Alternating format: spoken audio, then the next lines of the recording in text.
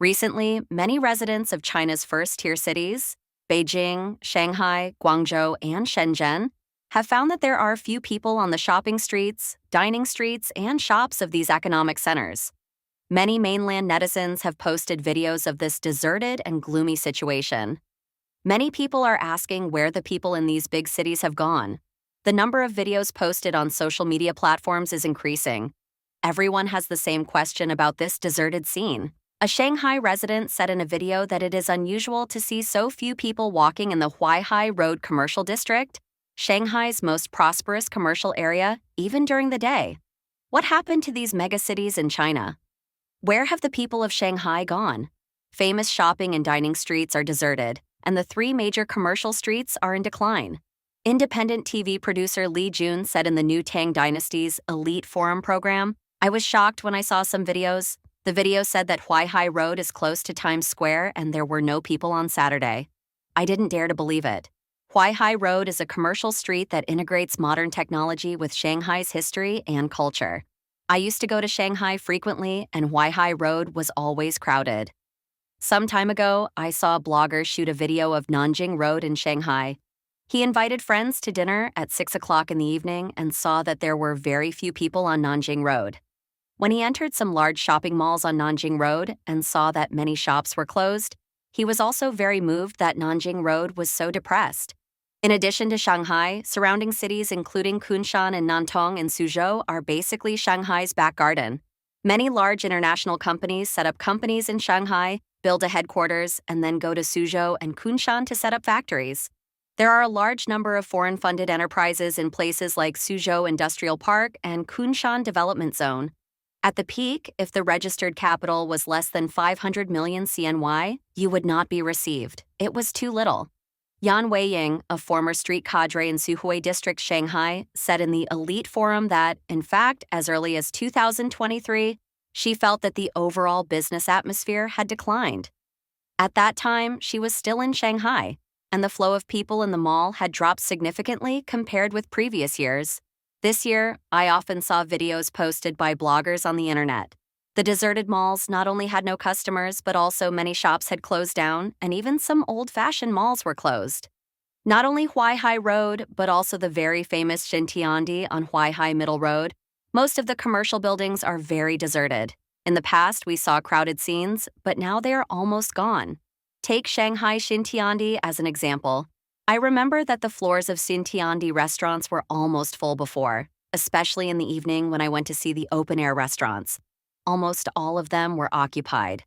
Now there are only a few people. I grew up in Suhui District. There were several well-known department stores in Sujiahui, Suhui District, such as Liubai and Pacific Department Store, which have all closed down, including the old shopping malls with a history of more than 20 years on Nanjing West Road.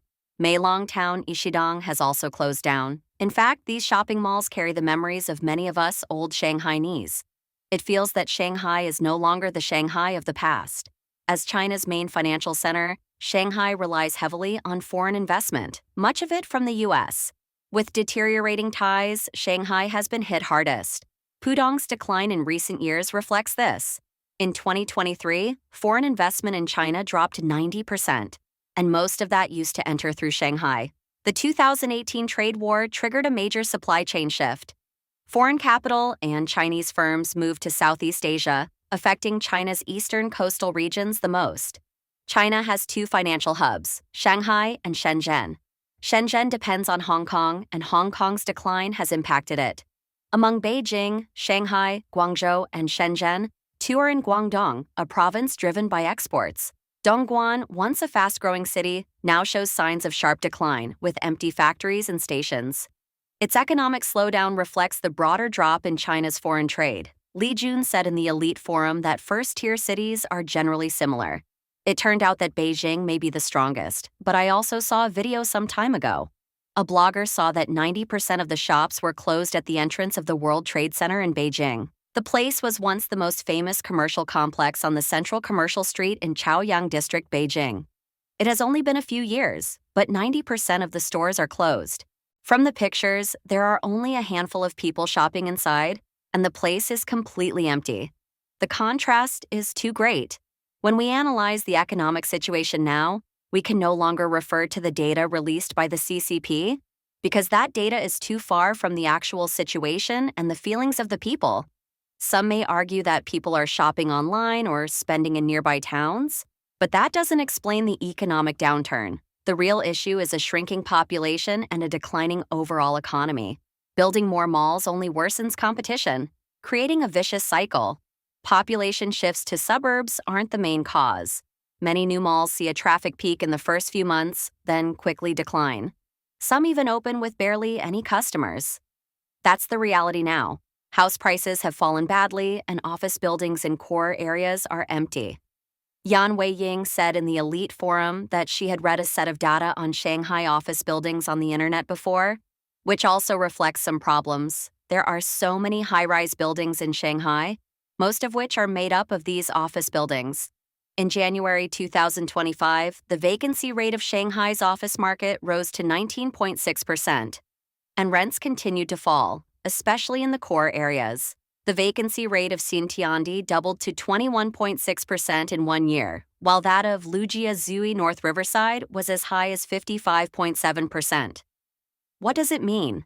Half of the office buildings are empty, falling to the lowest level in 10 years, far exceeding the dangerous point of 20%. Now we can see that the office market is very severe. From the data behind, we can actually see the current market difficulties. The first point is the sharp drop in rents. I have seen many office buildings on the internet, including some platforms, being sold in large quantities. In the past, high-end office buildings such as Pudong Lujia Zhui 3-piece suite and the Oriental Pearl were sold by the whole floor. In the past, you couldn't buy them even if you offered a high price. Now they are being sold continuously and the prices are very low. The advantages of Shanghai's core business district are gone. We have talked about this economic phenomenon in the program before.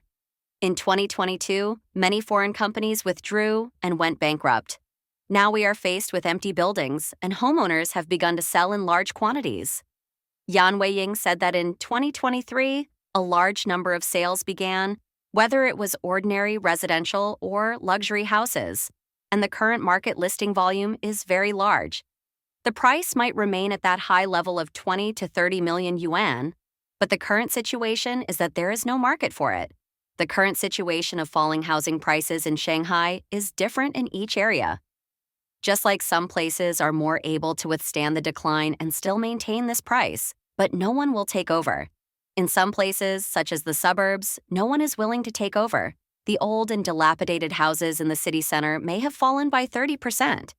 But no one buys them because there are too many market options. It is now a buyer's market. Take new houses as an example.